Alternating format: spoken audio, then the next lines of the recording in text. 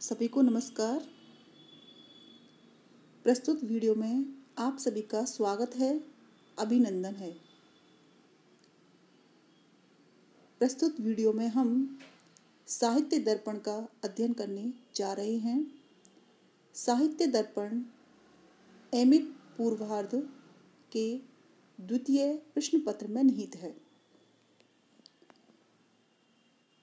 साहित्य दर्पण का अध्ययन करने से पूर्व इसका संक्षिप्त परिचय जान लेना आवश्यक होगा। साहित्य दर्पण ग्रंथ आचार्य विश्वनाथ विरचित एक साहित्य शास्त्रीय ग्रंथ है। साहित्य शास्त्रीय या काव्य शास्त्रीय ग्रंथ वे ग्रंथ होते हैं जिनमें साहित्य के संपूर्ण अंगों का चित्रण किया जाता है।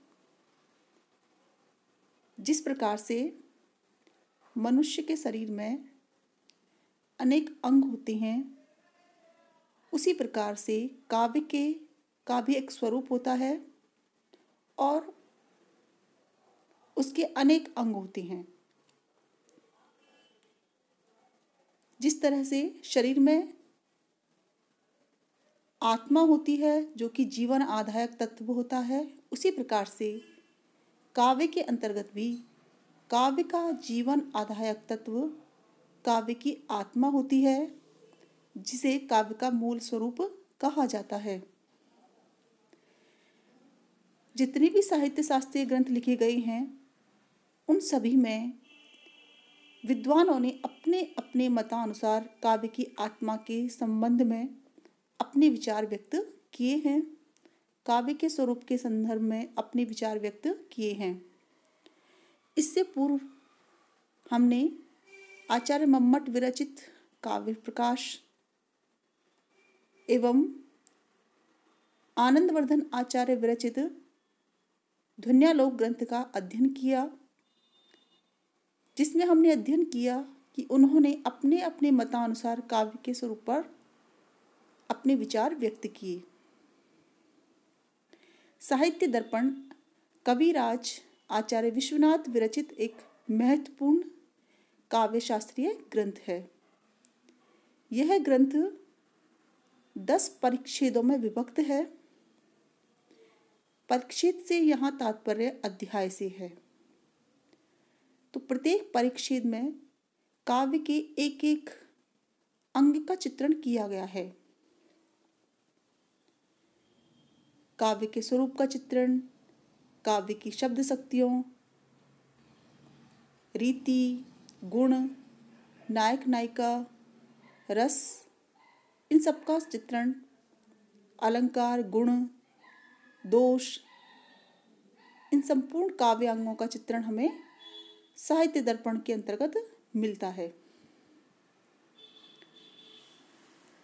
ये तो हुआ साहित्य दर्पण का संक्षिप्त परिचय। अब हम साहित्य दर्पण का प्रारंभ करते हैं। साहित्य दर्पण प्रथम परिच्छेद।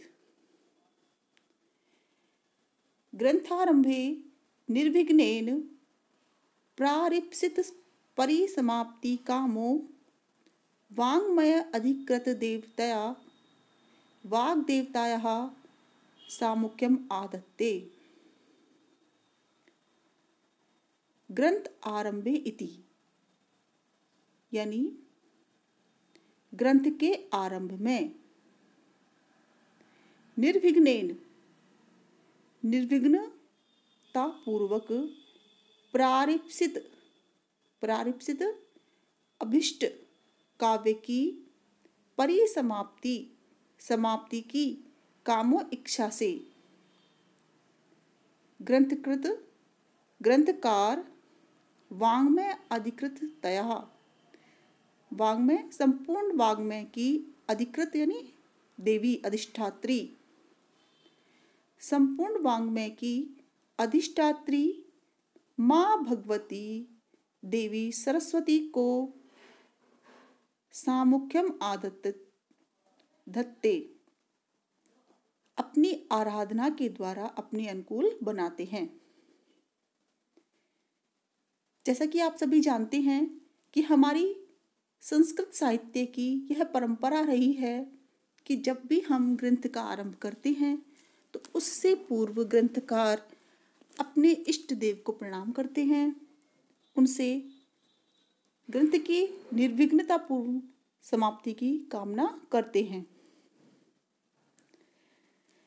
इसी परिपाटी की पालना में प्रस्तुत कारिका आचार्य विश्वनाथ ने प्रस्तुत की है। यहाँ पर कविराज विश्वनाथ माँ भगवती की उपासना करना चाह रहे हैं। तो देखिए दोबारा, ग्रंथ आरंभे, ग्रंथ के आरंभ में, ग्रंथस्य आरंभे इति ग्रंथ आरंभे निर्विघ्नेन, निर्विघ्नता पूर्वक प्रारिप्सित, प्रारिप्सित जो इच्छित है ऐसे काव्य की समाप्ति के लिए, पूर्णतया विघ्नों से रहित होकर यह समाप्त हो जाए, इस इच्छा से आचार्य विश्वनाथ वाङ्मय की अधिष्ठात्री माँ भगवती सरस्वती को प्रणाम करते हैं, उनकी आराधना करते हैं। मंगलादीनि शास्त्राणि प्रथन्ते वीर पुरुषाणि च भवन्ति, आयुष्मन् पुरुषाणि च अध्येतारश्च सिद्धार्था यथा स्युः इति। यह उक्ति प्रसिद्ध है कि जब हम शास्त्र के प्रारंभ में मंगल श्लोक करते हैं तो उससे हमारा शास्त्र विस्तृत होता है, उसका प्रसार होता है और वह निर्विघ्नता पूर्वक समाप्त होता है।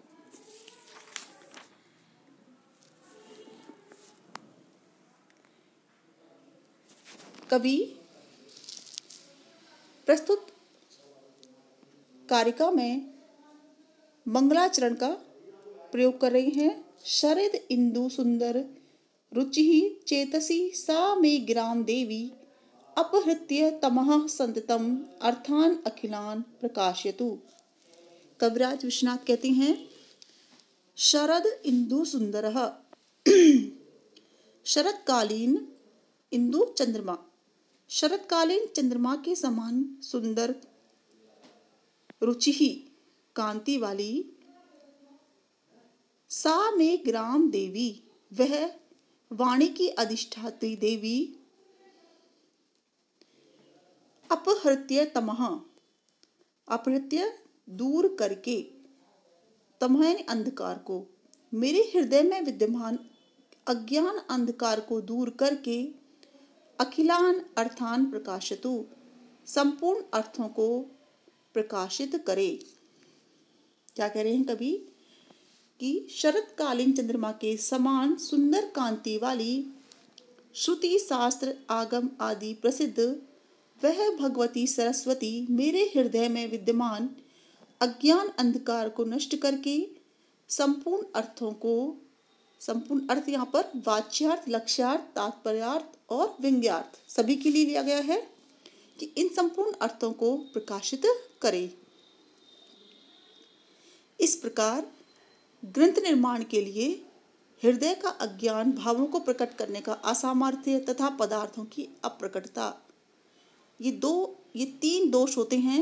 इन तीनों दोषों को दूर करने के लिए प्रस्तुत मंगलाचरण में आचार्य कविराज ने माँ भगवती से प्रार्थना की है कि हे माँ, हमारे हृदय के अज्ञान को दूर करें, भावों को प्रकट करने का जो असामर्थ्य है उसको दूर करें और पदार्थों की अप्रकटता को दूर करें।